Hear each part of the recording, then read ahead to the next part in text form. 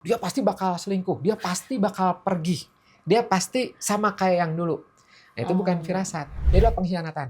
Oh, Entah oke. itu pernah Iya, iya. diselingkuhi mantan, Mmm, dibohongin, dikhianati kepercayaannya, gitu. iya. Apakah orang lain bisa diandalkan? Mhm. Apakah kalau aku butuh sesuatu akan ada yang hadir, gitu. Oh, oke. Nah, kalau jawabannya waktu kecil adalah, maka kemungkinan besar itu penyebabnya karena ada trauma dalam diri kamu yang lagi ngomong.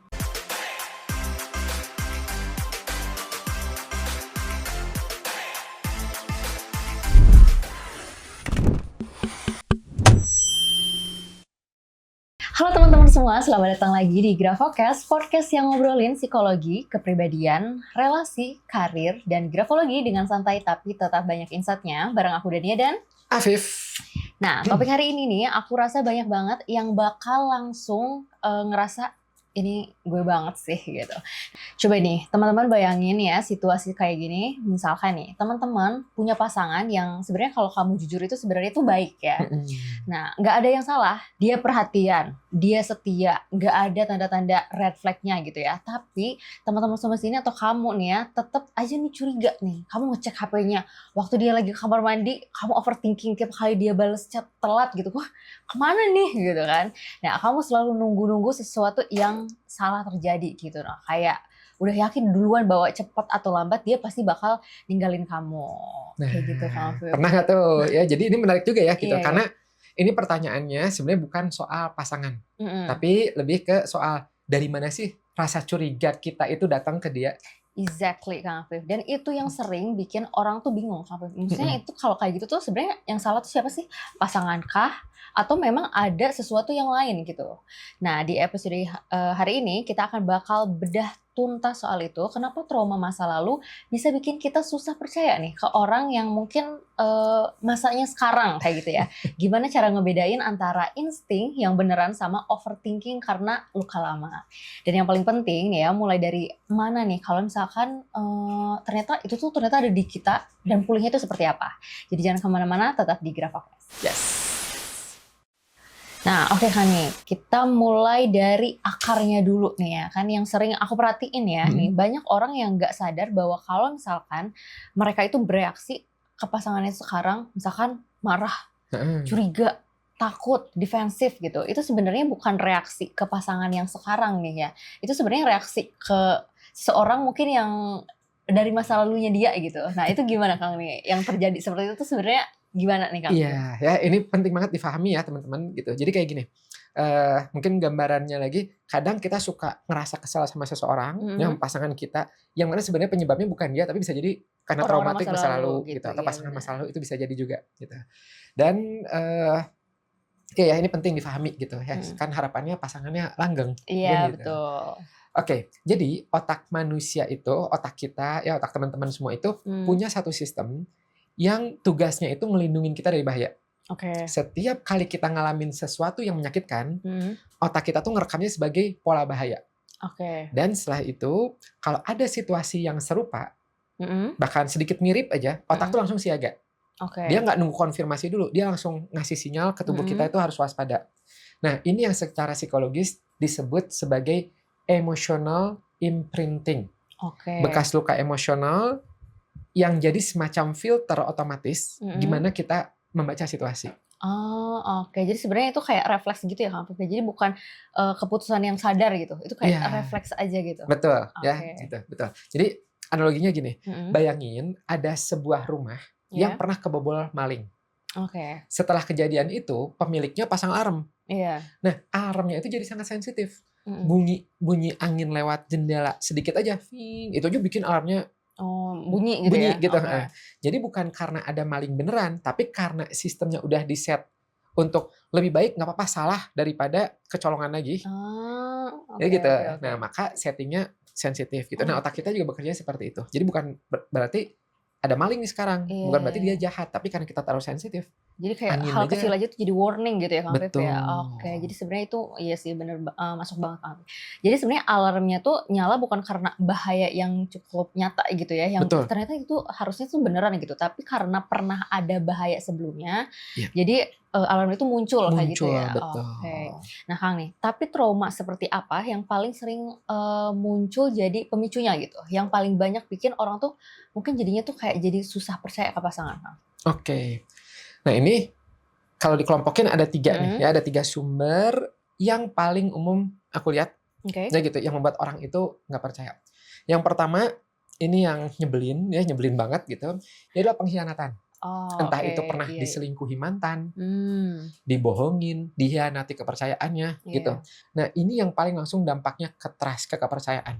Oke, Ya. oke oke, iya sih kebayang ya, Yang Kang, pertama ya. ya gitu, Mhm, dikhianatin tuh aduh itu banget. iya, Yang kedua, biasanya mhm. penyebabnya itu adalah ditinggal tanpa penjelasan. Istilahnya apa? Di-ghosting? Ghosting. Nah, Oh iya gitu bener ya. ghosting ya? Atau hubungan yang tiba-tiba berakhir tanpa Oke. closures. Mhm, Nah, ini tanpa disadari bisa jadi ya gitu. mhm. Itu bikin otak belajar bahwa waduh, orang tuh bisa pergi kapan aja tanpa peringatan. Gitu. Jadi oleh karena itu Mmm. membuat dia jadinya lebih baik selalu siap untuk ditinggal. Oh, Itu oke yang kedua. oke oke.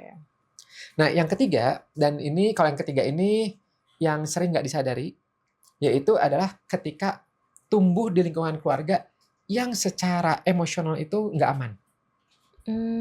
Oh gitu ya, Kang, bentar, yang ketiga itu maksudnya gimana, Kang? Maksudnya berarti bukan cuma soal kayak, misalkan orang-orang yang terdahulunya gitu yang nyakitin, tapi Mantan gitu, bisa bukan jadi keluarganya itu kayak gimana, Kang, maksudnya? betul betul. Jadi bukan hanya berhubungan sama, oh dihianatin mantan, Mhm enggak mhm. ya gitu. Mhm Bahkan mhm. keluarga pun yang nggak bisa dipungkiri itu juga cukup ngaruh ya dari keluarga. Bahkan justru Oh, dari keluarga tuh ya cukup signifikan.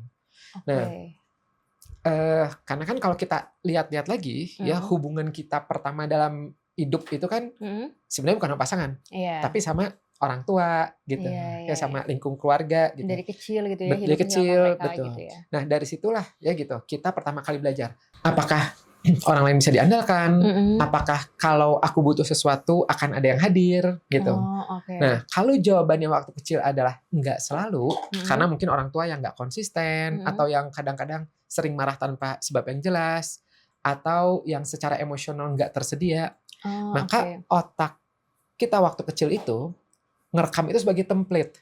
Oh, Dan oke. template itulah yang akhirnya bisa kebawa sampai ke dewasa, sampai ke hubungan romantis kita, gitu. Oh, oke. Ini relate banget sih, Kang. Jadi kayak pola dari keluarga itu kayak fondasi pertama gitu ya, cara kita melihat orang lain sebenarnya bisa dipercaya atau enggak gitu ya, Kang Iya, Afif ya? betul, tepat sekali, Oke. gitu.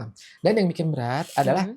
ini terjadinya jauh sebelum kita cukup dewasa untuk memahaminya. Oh, Nah, oke. sehingga ketika kita besar dan udah punya hubungan sendiri, Mhm. polanya tuh udah ada, udah tertanam gitu, Oke oke. tanpa kita sendiri sebenarnya pengen milih mau seperti itu, tapi udah kebentuk, udah jadi template-nya, blueprint-nya. Oh, oke. Jadi sebenarnya intinya trust issue itu tuh bukan soal pasangan aja gitu ya, sekarang nggak ini kayaknya nggak layak dipercaya gitu, tapi Mhm, sebenarnya soal otak yang udah keburu belajar untuk, "Oh ini harus waspada nih," kayak gitu. Nah, jauh iya, sebelum, ketemu sama pasangan yang sekarang misalnya kayak gitu ya. betul. Nah, sebenarnya ini tuh yang malah bikin jadinya makin runyam gitu ya, Kang. Nah, kita tuh jadinya tuh sering, nggak bisa bedain gitu ya. Sebenarnya ini Iya, tuh firasat beneran mhm, atau misalkan itu trauma yang sebenarnya lagi ngomong kayak gitu ya. iya, Nah, tapi Kang ya, ini bagian yang paling sering banget aku tuh dengar dari orang-orang nih. Sebenarnya mereka tuh bilang kayak gini, "Aku tuh ngerasa heeh, ada yang aneh sama, pasangan aku, tapi heeh, sebenarnya nggak tahu itu tuh apa," gitu. Ini tuh kayak firasat beneran atau misalkan aku aja yang overthinking sebenarnya itu, karena mungkin ada trauma kayak gitu. Nah, dan ini tuh bikin, orang itu tuh frustasi banget Kang Afif. iya. Nah, jadi karena rasanya tuh mungkin sama-sama kuat, tapi sebenarnya gimana nih cara ngebedainnya Kang Afif, antara trauma atau mungkin itu sebenarnya cuma overthinking aja gitu, atau kayak kata dia firasat kayak gitu? Nah, ini pertanyaan bagus banget dan Mhm. jawabannya ada di satu kata, fakta. Oke. Karena insting itu biasanya tuh lahir dari sesuatu yang nyata. Ada yang kamu lihat, ada yang Oh, kamu dengar, ada yang kamu rasain secara konkret. oke. Beda sama trauma. Mhm. Kalau trauma di sisi lain biasanya bergerak dari ketakutan yang dibayangkan, bukan Mhm. dari apa yang ada, tapi Oke. dari apa yang kamu takutkan akan terjadi. Nah, itu biasanya Oh. trauma. Oke, jadi sebenarnya bedanya itu di sumbernya gitu ya Kang Afif ya, bukan dari intensitas rasanya kayak gitu ya? Betul, gitu. Dan itu yang Oke. bikin susah. Karena keduanya tuh kan rasanya kayak sama gitu ya, Mhm. kekuatannya sama-sama kerasanya tuh ada di dalam dada. Oke. Nah, tapi kalau misalnya teman-teman mundur sebentar dan tanya ke diri sendiri, apa fakta konkret yang bikin aku curiga? Mhm. Nah, jawabannya itu biasanya bisa ngasih petunjuk besar. Oke. Kalau memang ada fakta spesifik yang bisa kamu sebut, Mhm. bisa jadi itu insting ya. Oh, ini kok kayaknya ada ini ya, tapi ada datanya Oh, oke. gitu ya. Tapi kalau kamu mikir keras dan nggak ketemu satupun fakta yang jelas, Mhm. yang ada cuman perasaan nggak enak, Mhm curiga yang nggak mhm. bisa dijelasin, maka kemungkinan besar itu penyebabnya karena ada trauma dalam diri kamu yang lagi ngomong. Oh, oke. Ini aku suka banget nih analoginya Kang. Terus, gimana lagi? Ada, penjelasan lagi nggak Kang? Oke, jadi gini, kalau diibaratkan GPS, Oke. ya GPS, insting itu kayak GPS yang baca kondisi jalan saat ini, real time. Oh, oke. Kita baca GPS, ya Mhm. misalkan Google Maps gitu ya. Iya iya. Oh, di depan ada kemacetan, Mhm. dikasih tahu. Mhm. Ada jalan ditutup, kemudian dia reroute, kasih jalan Mhm, baru gitu iya. kan. Semua itu berdasarkan data saat ini. Oke. Jelas tuh, Mhm ya. mhm. Nah, kalau trauma Mhm. itu seperti GPS yang masih make peta zaman dulu lama, Oke. yang nggak pernah diupdate. Oke. Jalanannya udah berubah, Mhm. jembatan baru udah dibangun, Mhm. tapi dia tetap ngasih rute yang sama karena datanya belum diganti. Jadi ada Oh, tuh oke. ya alat yang dia nggak berdasarkan real time saat ini, Mhm gitu. mhm Datanya tuh mhm. data yang dulu. Nah, jadi pasangan kamu yang sekarang bisa jadi sebenarnya orang yang sama sekali berbeda dengan orang yang dulu nyakitin kamu. Iya. Tapi kalau peta lama di dalam otak kamunya belum diupdate, Mhm. kamu tetap akan diarahkan untuk waspada, seolah-olah bahayanya masih sama. Oh, oke. Wah, itu sebenarnya ngena banget sih Kang Afif ya. Oke Kang, nah kalau misalkan di situasi, nyata sehari-hari nih, Mhm, ada nggak tanda-tanda yang mungkin lebih konkret gitu, yang bisa dipakai buat ngecek diri sendiri gitu? ada. Nah, teman-teman gini ya, ini boleh dicatat juga ya gitu. Jadi Mhm. ada 3 yang paling gampang dicek ya Oke. untuk mengetahui nih apakah ini sekedar, traumatik ya Mhm. gitu atau insting yang memang ada datanya. Iya. Pertama, perhatiin apakah kamu bisa nyebut fakta spesifik, bukan perasaan, bukan asumsi tapi Oke. fakta. Misal, contohnya fakta ya, contohnya dia pulang telat 3 kali ya gitu Oke. dalam seminggu tanpa ngasih tahu. Nah, itu fakta. Nah, beda kalau misalnya kayak gini, aku rasa dia kayaknya nyembunyiin sesuatu deh, tapi nggak Ah, ada kejadian konkret. Itu iya. berarti bukan fakta, itu Mhm. ketakutan. Ya Iya gitu. Jadi iya pertama iya. harus bedain dulu tuh, ya catat semua fakta-faktanya. Nah, Mhm. kalau sudah, yang kedua, Mhm. perhatiin proporsionalitas reaksi kamu. Oke. Misal, kalau pasangan lupa balas satu chat Mhm. dan kamu langsung ada rasa, "Wah, saya mau ditinggal." Maka reaksi kamu bisa jadi lebih besar dari kejadiannya. Oke. Itu sinyal kuat bahwa yang ngomong bukan logika tapi luka lama. Ya, jadi Oh, iya proportion nggak iya. nih, ya secara logika masuk nggak? Mhm Gitu, ya mhm. itu untuk ngeceknya. Yang ketiga, dan ini yang paling halus ya, Mhm. coba kamu perhatiin, apakah kamu udah yakin duluan dengan skenario terburuk, padahal belum ada yang terjadi. Iya iya. Misal, di kepala kamu udah tulis tuh cerita lengkap. Oh. Dia pasti bakal selingkuh, dia pasti bakal pergi, dia pasti sama kayak yang dulu. Nah, itu bukan Oh. firasat. Itu skenario masa lalu yang diputar ulang di kepala kamu. Itu kayak overthinking lagi ya Kayak Kang, overthinking ya? lagi, Oh, oke. gitu. Nah, itu yang ketiga banyak banget tuh yang pasti ngalamin nih, tapi mungkin nggak tahu gitu ya namanya tuh Mhm. apa, kayak gitu. Mereka kira mungkin itu tuh kayak intuisi kayak gitu, padahal itu sebenarnya bisa replay dari luka yang belum selesai gitu ya Kang, ya? Iya, betul ya di kepala kita gitu. Nah, dan itu dia tuh, ya. Iya. Dan itu yang tadi bikin semakin runyam, Iya, semakin bener. rumit, Iya ya. iya. Trauma itu rasanya tuh untuk yang nggak sadar, Mhm. nganggapnya itu adalah insting. Wah, insting saya Oh. tajam nih, saya tahu ini orang ini akan seperti apa, gitu. Iya iya. Sama-sama datang tiba-tiba, Mhm. sama-sama meyakinkan, Mhm. sama-sama bikin kamu ngerasa, "Aku tahu kok ini bener." Wah, Oh, gitu. iya iya. Cuman bedanya tadi, cuman satu, insting yang benar itu punya akar di kenyataan saat ini. Mhm. Ya, ada tanda-tandanya gitu. Iya. Trauma punya akar di masa lalu yang belum beres. Oke, nah ini penting banget nih Kang Afif. Jadi sebenarnya, sebelum kita bereaksi coba Mhm, kita tanya dulu, sebenarnya ada faktanya nggak gitu, iya. reaksiku, proporsional atau enggak kayak gitu. Nah, aku lagi baca situasi sekarang atau mungkin lagi memutar cerita lama kayak gitu ya, Kang Afif ya. Nah, kalau misalkan kita udah tahu nih Kang Afif ya, tadi pertanyaan-pertanyaan tadi untuk ke diri kita itu seperti apa. Nah, ada nggak Kang Afif lalu apa yang bisa kita lakukan untuk bisa bedain gitu dan harus mulai dari mana kayak gitu? Oke, nah ini bagus nih ya. Nah, pertama-tama aku mau ngelurusin satu hal dulu. Oke. Pulih dari trauma bukan berarti melupakan masa lalu. Bukan berarti pura-pura bahwa itu nggak pernah terjadi. Enggak ya teman-teman gitu. Jadi tujuannya pulih dari trauma itu bukan menghapus lukanya, tapi belajar supaya luka itu nggak otomatis nyetir kamu setiap kali ada situasi yang sedikit mirip. Itu dulu ya gitu. Kamu boleh ya gitu tetap ingat sama kejadian itu, boleh, it's okay, nggak apa-apa ya gitu. Tapi kamu nggak harus terus-terusan hidup di momen tersebut. Oke. Ya, gitu. Sebenarnya ini penting banget sih untuk didengar ya Kak Afif, karena jadi bukan tentang move on dalam artian lupa gitu ya, tapi lebih ke ngasih luka itu tempat yang pas supaya nggak kemana-mana terus gitu ya. Betul ya gitu. Jadi iya betul, saya dulu pernah jatuh gitu ya. Tapi ya udah sekarang udah momen yang berbeda gitu. Jadi bukan berarti kita melupakan jatuhnya itu. Betul. Nah setelah kita meluruskan itu, baru nih kita mulai step-stepsnya. Yang pertama ya yang paling bisa langsung dicoba adalah kasih nama reaksi kamu sendiri. Maksudnya gini, sebelum kamu bereaksi ke pasangan, coba kamu berhenti sedetik aja dulu ya, sedetik 3 detik ya gitu, dan tanya ke diri sendiri, ini reaksi ke dia atau sebenarnya reaksi ke seseorang di masa lalu? Satu pertanyaan itu aja ya, nggak perlu panjang, nggak perlu drama, tapi pertanyaan itu bisa memotong spiral yang biasanya langsung jalan otomatis. Jadi kayak memasukkan jeda dulu di antara pemicu dan reaksi gitu ya Kang Afif? Betul. Ya, itu betul gitu. Karena selama ini trauma itu bekerja tanpa jeda.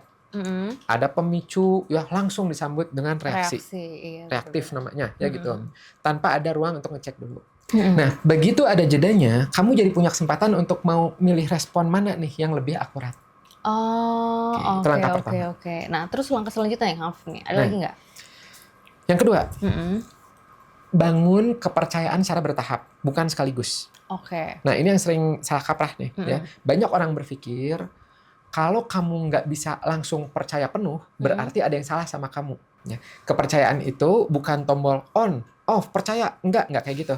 Ya. Tapi dia tumbuh dari bukti yang kecil yang terakumulasi. Mulai dari sederhana, misalnya dia bilang mau pulang jam 7 dan dia pulang jam 7, itu bukti. Ya. Nah, biarkan bukti-bukti kecil itu perlahan mengisi ulang rasa aman kamu. Bukan harapan kosong yang kamu paksa percaya. Dia benar gitu. Nah itu. Iya, itu masuk banget sih Kang. Daripada paksa diri harus percaya, tapi nggak ada pondasinya gitu ya. Lebih baik kayak biarin aja kepercayaan tumbuh pelan-pelan gitu dari hal-hal yang nyata gitu ya. Betul, dari fakta. Ya. Langkah ketiga, dan ini yang sering dilewatin sama orang-orang, yaitu adalah komunikasikan ke pasangan kamu. Bukan dalam bentuk curhat panjang soal semua masa lalumu. Ya. Cukup satu kalimat yang jujur, kayak misalnya gini, aku kadang bereaksi lebih dari yang seharusnya, bukan karena kamu, tapi karena pengalaman lama yang belum sepenuhnya beres. Kalimat sederhana itu harapannya bisa mengubah dinamika hubungan. Ya, bahkan bisa mengubahnya signifikan. Dari yang tadinya pasangan tuh bingung, salah aku apa? Ya kan gitu.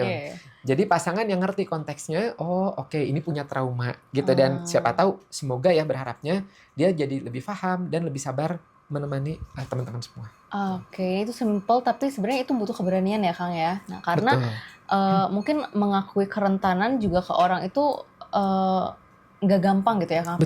Betul. Tapi justru di situ kekuatannya. Jadi kamu nggak minta dia untuk fix kamu, membenarkan kamu, kamu cuma ngasih dia peta supaya dia nggak salah baca situasi. Iya, ini setuju banget sih Kang. Itu jadinya saling ngerti gitu ya. Dan yang pasangan pun jadinya nggak jadi tahu gitu kayak biasanya salah aku apa gitu, tapi badannya jadi ngerti kayak gitu. Nah coba deh Kang, ada tips lagi nggak gitu? Yang mungkin nih biasanya Kang suka ngasihnya tuh out of the box juga nih Kang. Ada, dan ini yang aku suka nih. Ya. Apa tuh Kang? Ini sebenarnya sering kita bahas ya, Iya. tapi ini efektif. Jadi saya akan nulis lagi ya, karena ini kepake untuk yang traumatik. Oke. Yaitu adalah coba tulis surat ke versi diri kamu sendiri yang dulu terluka. Bukan untuk dikirim ke siapapun, bukan untuk ke pasangan kamu, tapi untuk ke diri kamu sendiri. Tulis apa yang kamu rasakan waktu itu, apa yang kamu butuhkan tapi nggak dapat, dan apa yang sekarang ingin kamu bilang ke diri kamu yang dulu. Gitu ya. Kedengarannya sederhana, tapi dalam psikologis itu terjadi proses psikologis yang dalam. Banyak dari kita yang nggak pernah benar-benar pamit dari luka masa lalu, ya kita cuman ya udah cabut gitu, kayak menghindari, kemudian pindah ke hubungan berikutnya. Sambil luka itu diam-diam ikut sebenarnya di belakang kita. Nah, Kang Afif, tadi kan kayak bikin surat itu sama aja kayak journaling gitu nggak sih, Kang Afif? Iya, betul. Oke. Nah, tapi kalau misalkan journaling ya, Kang Afif, apalagi kan ini kan tentang kayak trauma kayak gitu kan. Nah, sebenarnya kalau journaling untuk trauma kayak gitu, sebenarnya ada panduannya nggak sih, Kang Afif? Ada. Nah, ini kepake nih teman-teman ya gitu. Jadi sebenarnya ada 2, ada journaling dan juga ada writing terapetik. Ya kan gitu, ada 2 nih, kayak tadi nulis surat untuk masa lalu gitu. Dan itu teman-teman kalau ada yang mau panduannya ya, step by stepnya seperti apa, insya Allah bermanfaat sekali. Itu ada dibahas di buku Grafoterapi Plus. Ya, di sini ada boleh jelasin nggak nih, Kang Afif? Iya, jadi ini panduan praktis mengoptimalkan potensi diri, regulasi emosi melalui tulisan tangan. Ada 4 metode terapi, ada pola terapi, ada grafoterapi modern, ada terapi jurnal emosi, juga ada terapi menulis terpandu. Jadi nanti bisa nih ya cek di buku ini gitu ya, sebenarnya cara gimana untuk tadi kayak terapi jurnal atau misalkan tadi yang menulis terpandu kayak gitu ya. Jadi untuk yang trauma-trauma bisa menyelesaikan self terapi itu di sini. Oke, mantap banget. Ini jadi bisa terarah gitu ya, Kang Afif ya. Grafoterapi Plus. Ini setuju banget ya, Kang Afif. Jadi ini bisa didapetin di mana nih, Kang Afif? Kalau misalnya mau, itu ada di grafologiindonesia.com /grafoterapi. Atau mungkin linknya bisa dicek di deskripsi ya. Aku nggak kepikiran nih, Kang Afif, sebelumnya nih. Tapi ya, begitu diceritain tadi langsung masuk nih ke logikanya nih. Kayak ada yang misalkan hutang emosi yang belum dilunasi kayak gitu ya, Kang Afif ya. Iya, betul banget, pas banget. Dan ada satu hal terakhir yang mau aku mungkin titipkan, ya gitu. Masalahnya seringkali bukan kamu nggak bisa percaya, tapi bisa jadi kamu belum punya cukup bukti bahwa sekarang itu aman untuk percaya lagi. Itu beda, gitu. Dan bedanya itu penting, dan kamu harus memahami itu. Jadi itu kalimat yang perlu diulang ya, Kang ya. Tapi bukan nggak bisa, tapi belum punya bukti yang cukup. Iya, betul. Nah, sebelum kita tutup nih ya, Kang Afif ya, ada satu fun fact menarik yang mungkin sayang banget kalau dilewatin nih. Nah teman-teman nih ya, jadi ada nih sebuah penelitian dari University of Buffalo yang menemukan sesuatu yang cukup mengejutkan nih. Ternyata, Kang Afif ya, orang-orang dengan kecemasan keterikatan yang tinggi, yaitu mereka yang punya rasa takut besar soal ditinggal atau dikhianati, cenderung membaca ekspresi wajah netral pasangannya sebagai ekspresi negatif atau bahkan ancaman. Jadi wajah netralnya dianggapnya itu tuh udah sebuah ancaman kayak gitu. Jadi wajah yang datar ini ya sebenarnya nggak ngomong apa-apa, tapi dibaca sebagai tanda marah, kecewa, atau sebenarnya mau pergi kayak gitu. Itu cukup ekstrim ya, Kang. Jadi ini bukan soal lebay atau cari drama kayak gitu ya. Nah, otaknya itu karena secara harfiah melihat dunia dengan cara yang berbeda. Karena sudah dikalibrasi ulang oleh pengalaman yang mungkin dulu-dulunya dia bisa jadi itu menjadi luka yang menyakitkan buat dia gitu. Tuh, ya kan gitu. Jadi kalau misalnya teman-teman ngerasa melihat orang ya pasangannya sebenarnya biasa aja, terus kamu kok jutek sih? Nah, cek padahal pasangannya tuh nggak ngapa-ngapain ya gitu. Dan iya ya, ini yang bikin proses pemulihan itu jadinya butuh waktu dan nggak bisa dipaksain dengan cepat. Karena yang perlu berubah itu bukan cuma cara berpikirnya, tapi cara otak memproses sinyal sosial secara mendasar itu ya gitu. Dan itu perlu latihan, perlu konsistensi, dan perlu ruang yang aman. Jadi kalau misalkan teman-teman di sini nih ya pernah ngerasa kok aku selalu salah baca situasi kayak gitu ya. Nah, mungkin bukan kamu yang salah, mungkin kacamatanya yang perlu diganti pelan-pelan gitu ya, Kang. Betul, cara pandangnya ya, cara pandangnya diubah. Betul. Nah, Kalau kayak gitu, Kang Afif, makasih banyak nih ya buat obrolan hari ini. Jujur ini bukan cuman teori aja gitu, ini langsung bisa dipakai kayak gitu ya. Jadi buat teman-teman juga yang dengerin, kalau misalkan kalian relate sama satu bagian dari episode ini, berarti episode ini juga memang buat teman-teman semua. Nah, kalau misalkan aku mau rangkum nih ya, kalau misalkan trauma bikin otak kita waspada berlebihan, dan itu sebenarnya bukan salah kamu ya, tapi perlu disadari. Bedain insting dari trauma bisa dicek dari 2 hal. Ada fakta konkretnya atau enggak. Dan reaksi proporsionalnya yang kamu berikan itu proporsional atau enggak kayak gitu ya. Nah, terus mulai pulih dengan 4 langkah ya.